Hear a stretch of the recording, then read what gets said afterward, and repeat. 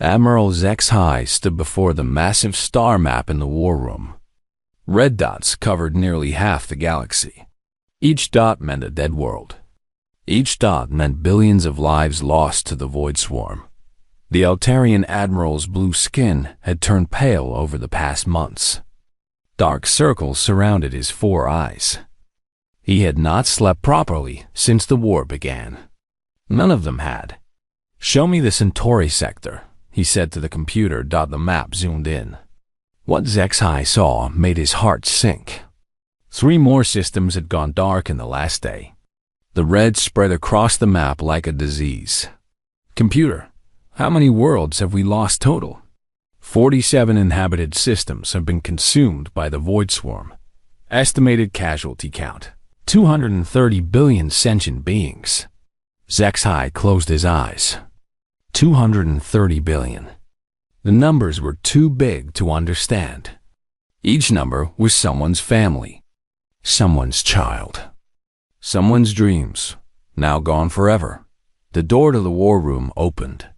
General Crix walked in, his thick reptilian skin marked with stress patterns. Behind him came 3 other military leaders from different species. They all looked tired. They all looked defeated. "Any good news?" Crix asked, though his voice said he already knew the answer. "The Helix defense fleet is gone," HFY said quietly. Admiral Thorn tried to stop them at the edge of the system. His entire fleet was absorbed in 6 hours. 6 hours? General Voss gasped. Her insect-like features twitched with shock. The Helix fleet had 800 ships. How did they lose so fast? "The same way everyone loses to the swarm," HFY replied. "They learn. They adapt. They get stronger with every fight. What worked against them yesterday fails today. What fails today makes them stronger tomorrow." The room fell silent. They all knew the truth, but hearing it spoken aloud made it worse. "What do the war computers say?" asked Commander Yith, his crystalline form dimming with sadness. ZEX single quotes, HA, touched to control. Numbers appeared on the screen. The others read them and felt their hope die a little more. 8 cycles until total galactic extinction. That is, if we fight them the way we are fighting now. 8 cycles, Crix repeated. "My children will see the end of everything. All our children will," Voss added. The leaders stood in silence, looking at the red dots on the map. The Void Swarm moved like a living thing.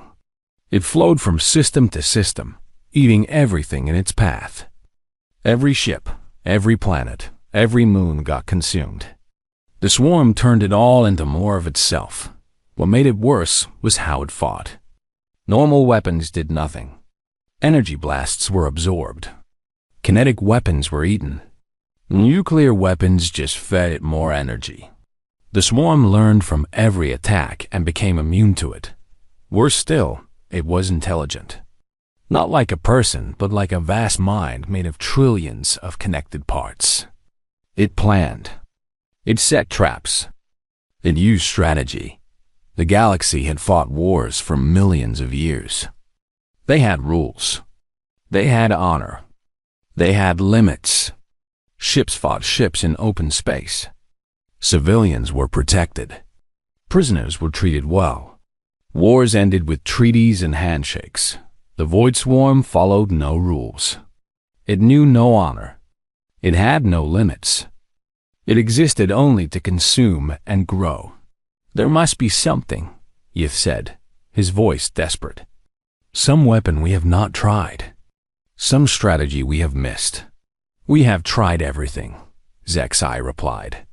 "Quantum weapons, dimensional bombs, psychic attacks, biological warfare. Nothing works. They adapt to everything." The door opened again. This time, a young counselor walked in. Vithara was small even for her species, with the large eyes and gray skin of the Xerians. She looked nervous to be in the room with such high-ranking military leaders. "Forgive the interruption," she said softly, "but I may have an idea." General Crix's laugh was bitter. Child, we have tried every idea. We have used every weapon. What could you possibly suggest that we have missed? Vidara took a deep breath. The humans. The room went dead silent. The military leaders stared at her like she had suggested setting the galaxy on fire. The humans? Zexai's voice was barely a whisper. The humans are banned, Crix said, his voice growing angry. They've been banned for over 300 years. There are good reasons for that ban. I know the history, Vithora said, though her voice shook a little. But we are facing extinction. Maybe it is time to reconsider old decisions. No, Commander Yith's crystal form flashed red with emotion. You do not understand what you are asking. The humans do not fight wars like we do. They fight extinction campaigns, General Voss added, her mandibles clicking with stress. They do not stop until every trace of their enemy is gone. They do not take prisoners. They do not make peace. They erase threats completely. Maybe that is what we need, Vithara said quietly. The military leaders looked at each other. They remembered the stories. They remembered why the Terran Exclusion Treaty was signed. No species in the galaxy wanted to face human warfare again. The Council will never agree, Crix said finally. The Council may not have a choice, Vithara replied. She pointed at the map. Look at those red dots. In 8 cycles, they will cover the entire galaxy. Every world, every species, everything we have built will be gone. Zexai studied the young counselor. You really think the humans could help? I think they are our only hope.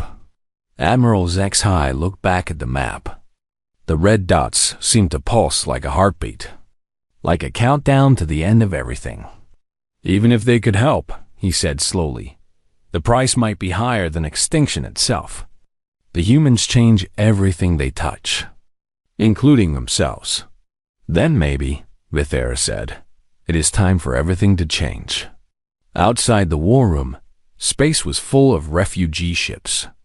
Millions of beings fled from the advancing swarm. They carried what little they could save from their destroyed homes. Children cried for parents they would never see again. Elders wept for worlds that no longer existed. And in the dark between the stars, the void swarm continued to grow. 347 years ago, the galaxy was very different. The great powers fought the hegemony wars, but they fought them like a game. Like chess played with STARSHIPS. The Altarian Empire controlled the eastern spiral arm. The Krex Dominion ruled the Galactic Center. The Melodian Federation held the Outer Rim worlds. They had been fighting over trade routes and mining rights for 50 years, but it was civilized fighting. Wars in those days had rules. Battles happened only in designated empty space, far from civilian worlds. When a ship was captured, the crew was treated well and returned home after the war. Planets were never attacked directly. Children never saw their homes destroyed, though it was warfare for diplomats and politicians. A way to solve problems without real destruction. The losing side would give up some territory or trade rights. Then everyone would shake hands and plan the next war. Then the humans discovered. Faster-than-light travel. Captain Sarah Chun was exploring the Vega system when her ship detected strange energy readings. She took her crew of 43 people to investigate. They found what looked like an ancient space station. It was not ancient. It was a hegemony weapons platform, hidden and waiting. The platform opened fire without warning. Chun's exploration vessel had no weapons and weak shields.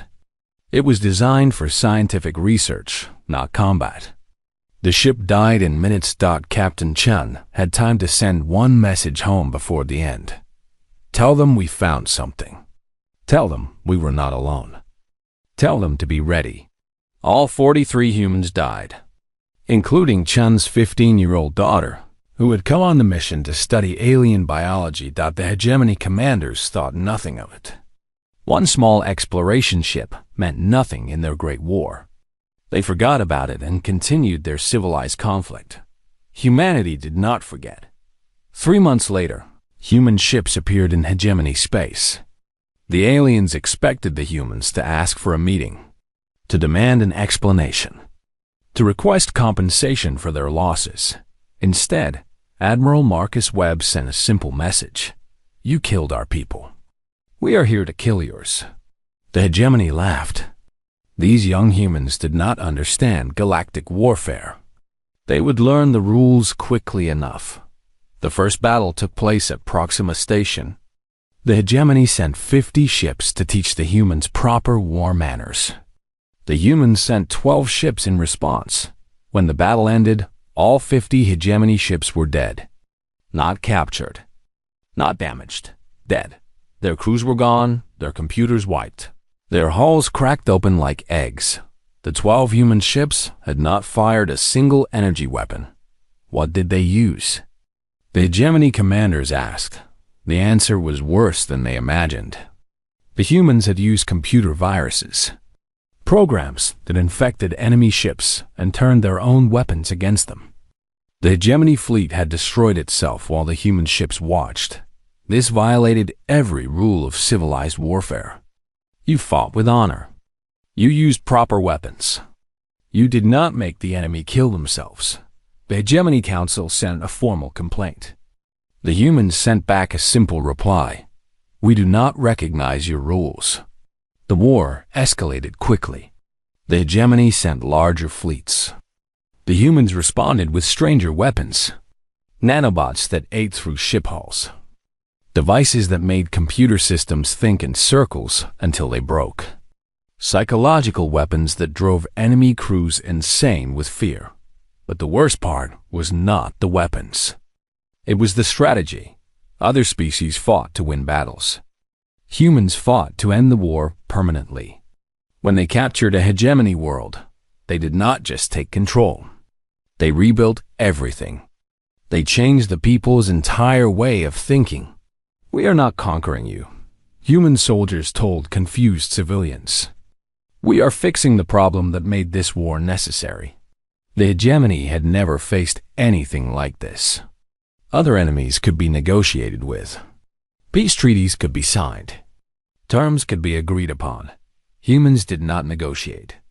They solved problems. Completely. Admiral Sarah Chun, daughter of the dead captain, led the human fleet deeper into hegemony space.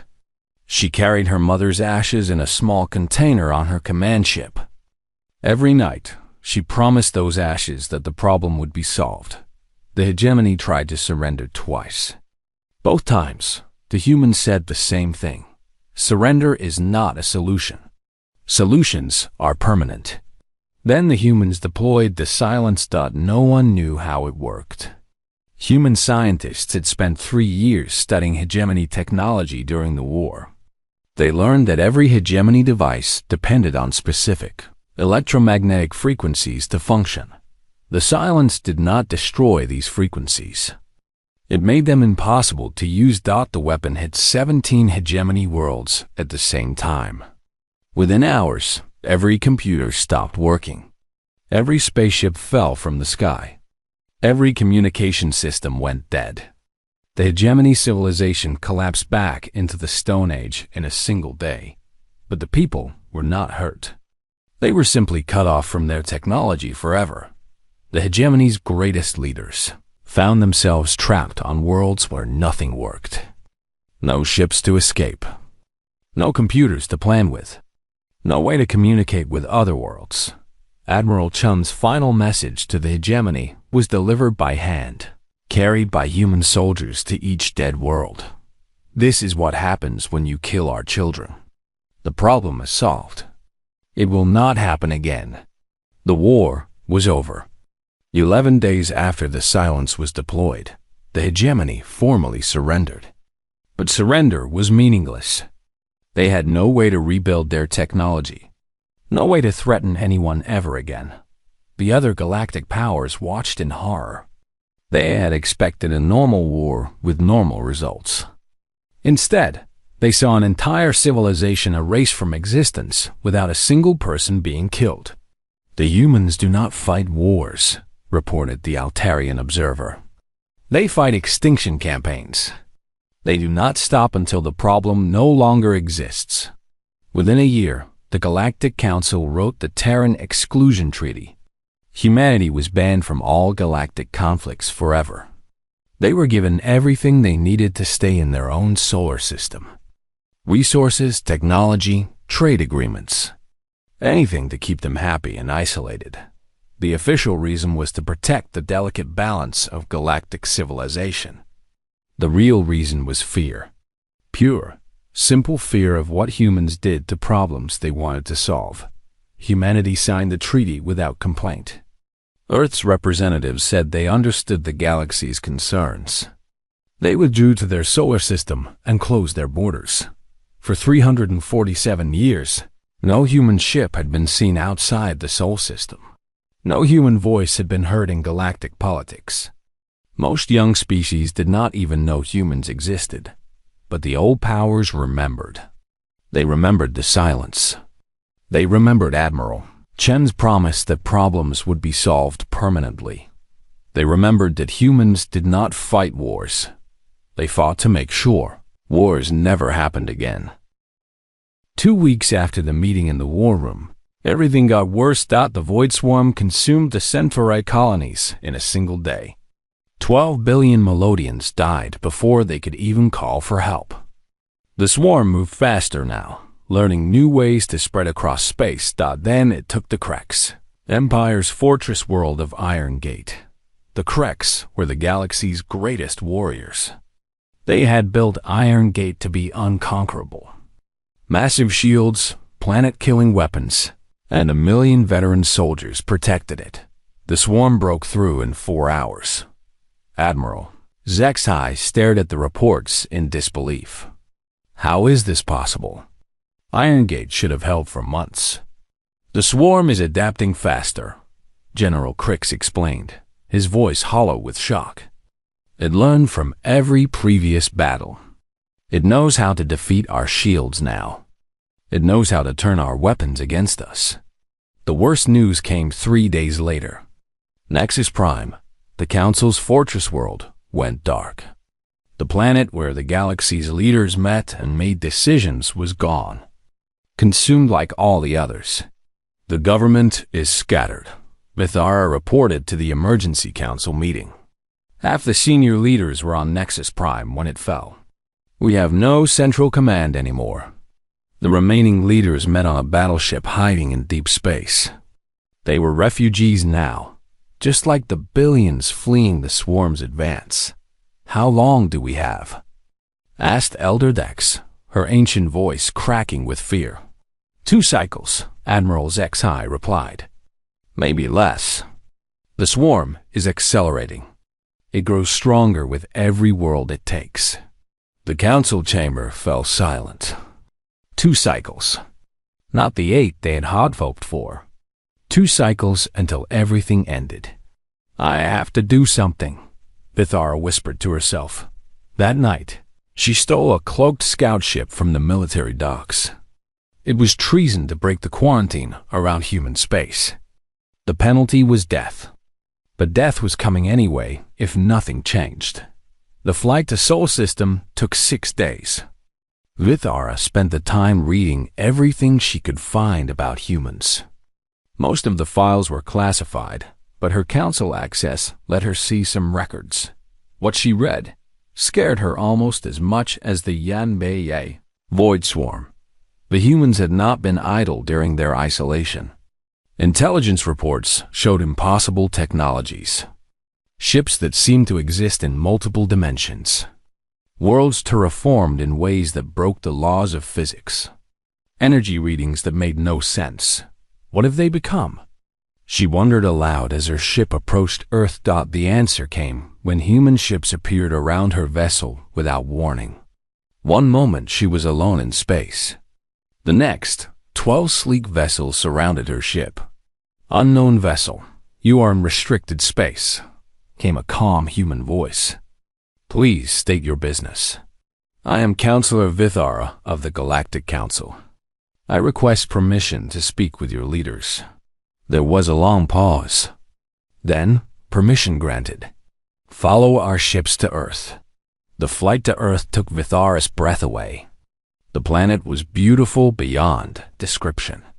Where the old records showed cities and pollution, she now saw gardens and crystal towers that reached into space. The whole planet sparkled like a jewel. How did they do this? She gasped. 3 centuries of focused development, replied her escort pilot. When you have no wars to fight, you can build amazing things. They landed at New Geneva, where the human government was located. Vithara expected military leaders and formal ceremonies. Instead, she was met by a single woman in simple clothes. I am President Maria Santos, the woman said with a warm smile. Welcome to Earth, Counselor. Would you like to see our gardens while we talk? The gardens were impossible. Plants grew in zero gravity, floating in patterns that looked like living art. Children played on paths that curved up into the sky, laughing as they ran on surfaces that should not exist. Your technology, Vithara began, then stopped. She could not find words for what she was seeing. We had time to think, Santos replied. Time to explore ideas that seemed impossible. Time to ask questions no one had ever asked before. They walked along a path that somehow led both up and down at the same time. Vithara's mind struggled to understand the physics. We need your help, she said finally, explaining about the void swarm. Santos nodded thoughtfully. We know about the swarm, you know? Vithara stopped walking. How? We have been watching the galaxy since our isolation began. We monitor all major threats. The void swarm appeared on our sensors 3 years ago. 3 years? Why did you not warn us? Santos's expression grew sad. We tried. We sent messages through quantum channels. You never responded. We realized you were not monitoring those frequencies anymore. Vithara felt sick. What did your analysis show? Extinction in 2 cycles. Your military assessments are actually optimistic. 2 cycles, Vithara whispered. That is what our computers say now. The swarm is not just consuming your civilization, Santos continued. It is learning to consume faster. Each world teaches it new techniques. Soon it will be able to take entire systems in hours instead of days. They reached a viewing platform that looked out over impossible landscapes. Forests grew upside down next to oceans that flowed through the air. Can you help us? Vithara asked. Santos was quiet for a long time. Children's laughter echoed from the floating gardens around them. It was a peaceful sound that made the galaxy's crisis seem like a bad dream. Counselor, Santos said finally, you quarantined us because we do not fight wars the way your people do. That has not changed. We have spent centuries thinking about problems and solutions. If we engage the void swarm, we will not stop until the threat is completely gone. Is that not what we want? Is it? Santos turned to face her directly. When we solve problems, we solve them permanently, forever. Are you prepared for what that means? Are you prepared for the galaxy to change in ways you cannot imagine? Vithara thought about the red dots on the war room map, about the billions already dead, about the children who would never grow up if the swarm was not stopped. Yes, she said. We are prepared. Santos studied her face for a long moment. No, you are not. But you are desperate. Sometimes that is enough. An aide approached and whispered something to Santos. The president's face grew grim. What is it? Vithara asked. The swarm just consumed the Andromeda sector. 37 worlds in 6 hours. Santos looked up at the impossible sky above them. Time is running out faster than anyone predicted. Will you help us? Santos nodded slowly. Admiral Chun is already preparing the fleet. But understand this, Counselor. Once we begin, We cannot stop until the problem is solved. Completely, forever. Vithar felt relief and terror in equal measure. When can you leave? We never stopped being ready for war, Santos replied. We just got better at ending it.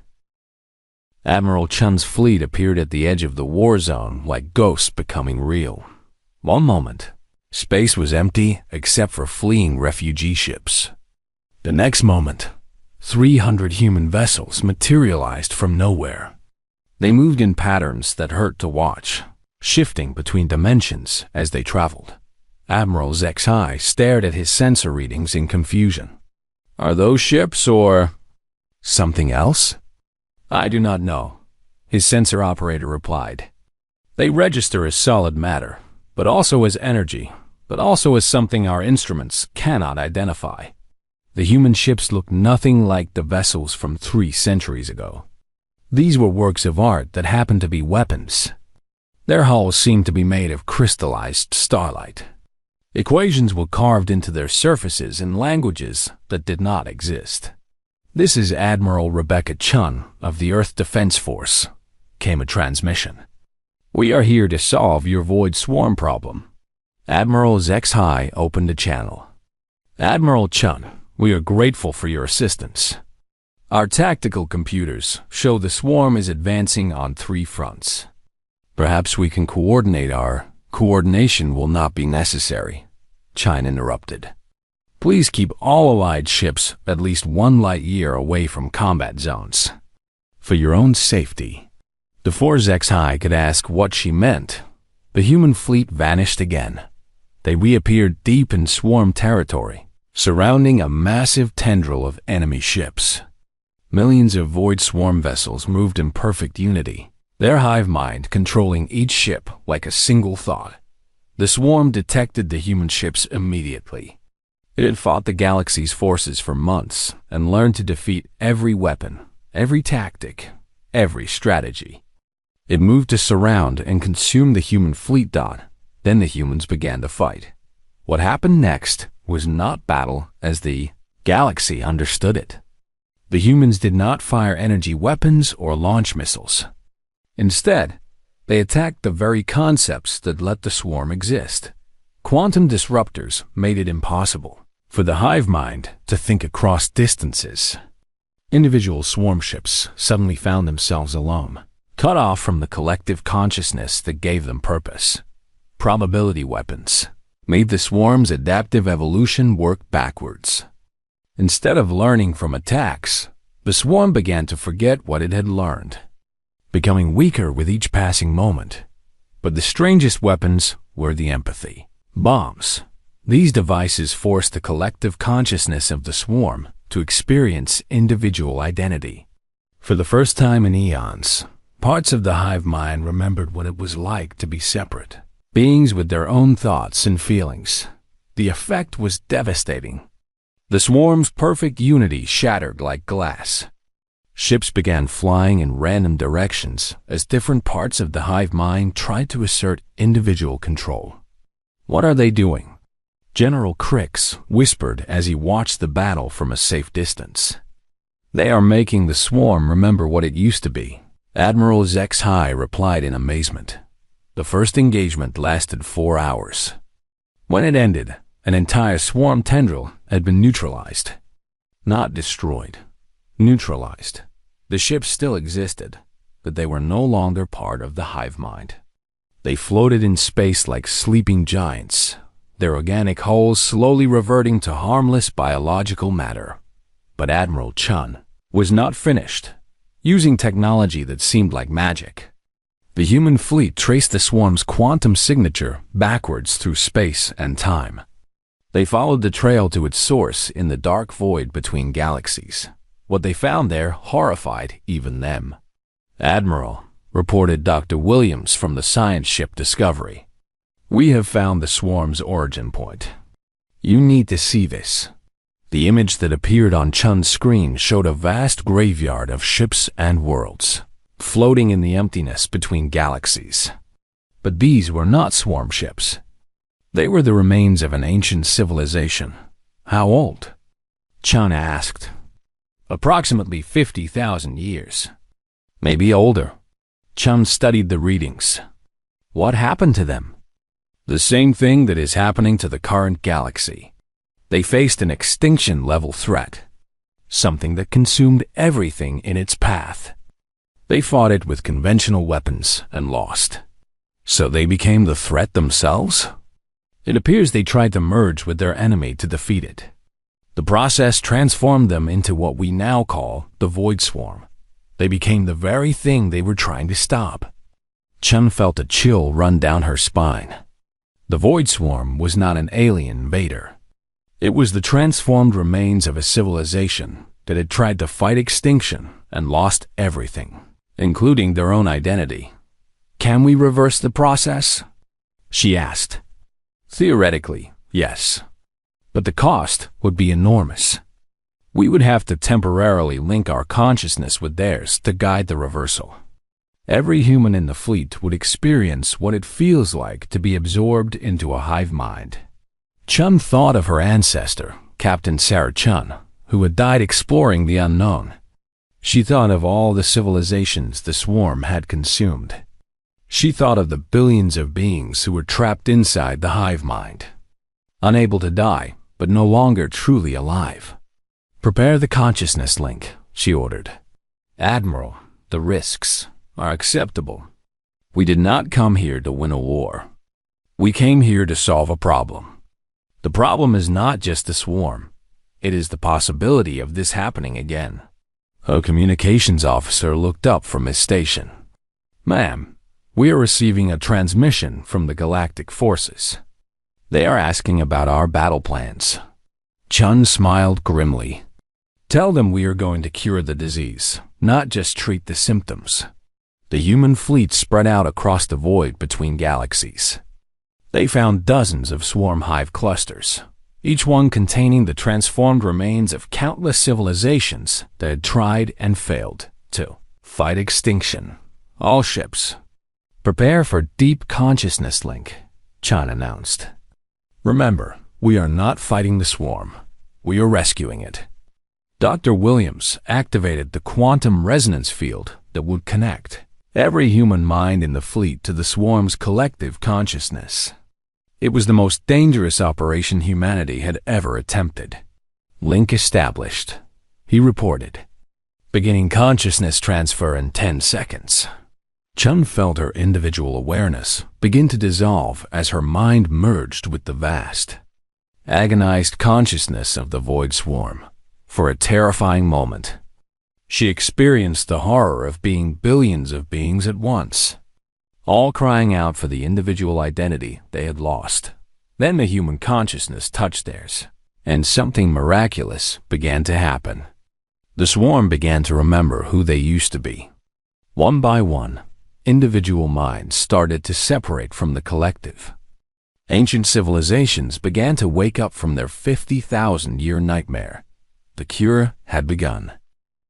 The transformation took 72 hours. For 3 days, every human in the fleet shared consciousness with the Void Swarm. They experienced 50,000 years of collective agony. They felt what it was like to be billions of trapped minds crying out for individual identity. But they also felt something else. Hoped on across the galaxy, the swarm began to change. The massive hive ships that had consumed worlds started to transform. Their dark hulls became transparent, then crystalline, then something like living gardens. Admiral HFY watched from his command ship as a swarm vessel near his position began to glow with soft light. The organic hull opened like a flower, revealing billions of sleeping forms inside. Sir, his science officer reported, voice shaking with amazement. Those are people. Different species, all preserved somehow. They are starting to wake up. Impossible. The swarm consumed those beings. They should be dead. They were never dead, Admiral. They were absorbed, transformed, but their consciousness was preserved inside the hive mind. The humans are freeing them. Across the galaxy, the same thing was happening. Every swarm ship was opening, releasing the beings it had consumed over the centuries. Melodians who had been absorbed weeks ago. Krek's warriors taken months before. Even ancient species that had been lost for millennia. On Earth's medical ships, Dr. Williams monitored the consciousness link. The process is working, but the strain on our people is enormous. They are experiencing every moment of suffering the swarm endured for 50,000 years. Can they handle it? President Santos asked. They chose to. Admiral Chun's mind is still strong, still guiding the process. But they are all changed by this. They will never be the same. On the flagship, Admiral Chun existed in a state between human and hive mind. She could feel every consciousness in the swarm as it was freed. Billions of minds returning to individual awareness after eons of collective imprisonment. Through the link, she spoke to beings who had been absorbed so long ago, their species names were forgotten. Ancient civilizations that had tried to fight extinction and became part of it instead. You are free now, she told them with her mind.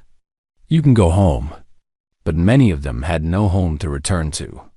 Their worlds had been consumed long before the current galaxy was even born. They were refugees from deep time itself. Chum made a decision that would echo through history. The swarm ships will become your new worlds. Living ships that can travel anywhere, carrying your people safely through space. You will never be trapped again.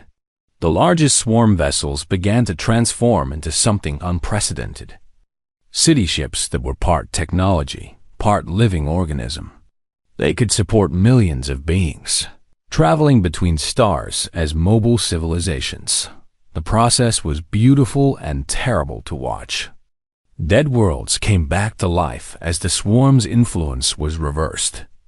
Ecosystems that had been consumed were restored perfectly. Even the people who had died during absorption were somehow returned whole and alive. How is this possible? General Crix asked as he watched his homeworld's destroyed cities rebuild themselves. The swarm did not truly destroy anything, Dr. Williams explained over the communication link. It transformed and preserved everything at a quantum level. The humans found a way to reverse the process completely. But the cost was becoming clear. When the consciousness link finally ended, the human fleet hung motionless in space for hours. The ships still functioned, but no communications came from them. Admiral HFY sent a concerned message. Admiral Chun, please respond. Are you all right? The reply came hours later. Chun's voice was different, older, carrying a weight that had not been there before. We are functional, Admiral. The mission is complete. The swarm has been cured. The threat is eliminated. What about the humans who were absorbed? Can we help them? There were no humans absorbed. We chose to undergo the link willingly. We experienced dissolution of individual identity, but we went into it together. We came out together. We are still ourselves. But that was not quite true.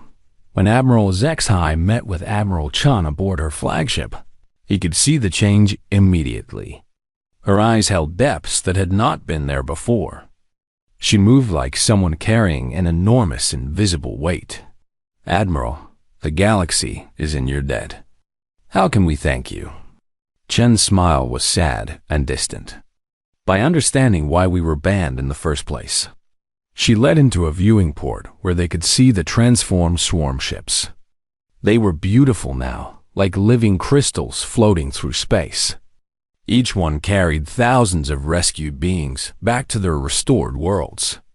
We told your leaders what would happen, Chung continued. We do not fight wars. We fight extinction campaigns. The Void Swarm is extinct.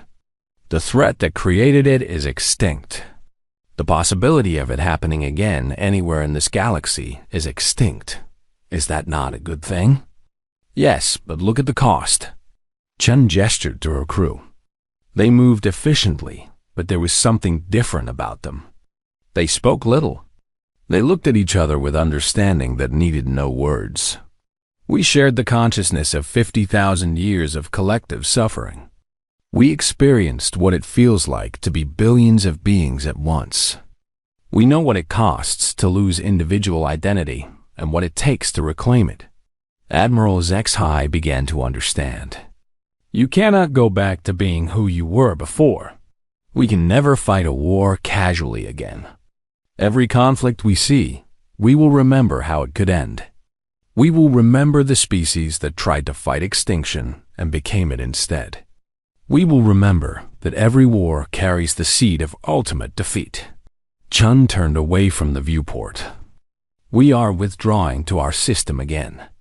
Not because you are banning us, but because we choose to go. But you saved the galaxy. You are heroes. Heroes. Chun repeated the word like it tasted bitter. We saved the galaxy by temporarily becoming what we fought against. We merged our consciousness with the enemy to defeat it. Do you understand what that means? HFY felt a chill. You became like the swarm. For 72 hours, we were the swarm. We felt what they felt. We experienced their hunger, their need to consume and grow. We understand now how easily any civilization can become the threat they are trying to stop. Chun's communications officer approached. Admiral, the fleet is ready to depart. She nodded. Send our final report to the Galactic Council. Include everything. The technical data, the cure process, and the warning. What warning? HFY asked. That the Void Swarm was not an alien invasion. It was the remains of a civilization that tried to fight extinction the same way you were fighting it.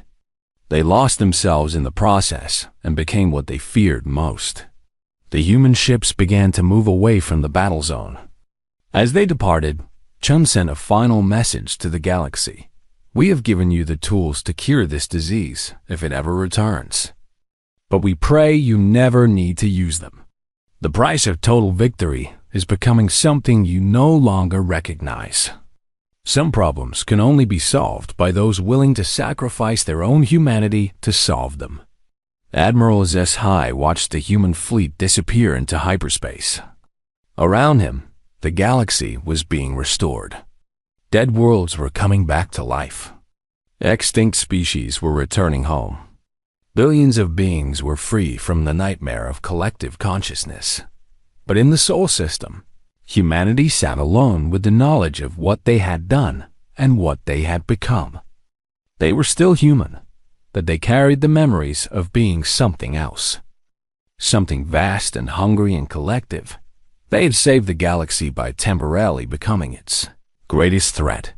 6 months later, the Galactic Council placed a new monument in their rebuilt chambers. It was a simple black stone with words carved in every galactic language. Never forget, some victories cost more than defeats. Some problems can only be solved by those willing to lose themselves in the solution. And in the Sol system, humanity continued to evolve in isolation, carrying the burden of being the species that understood the true price of total victory. They watched the galaxy with eyes that had seen 50,000 years of collective suffering, ready to pay that price again if necessary, because they were human. And humans did not fight wars. They fought to make sure wars never happened again.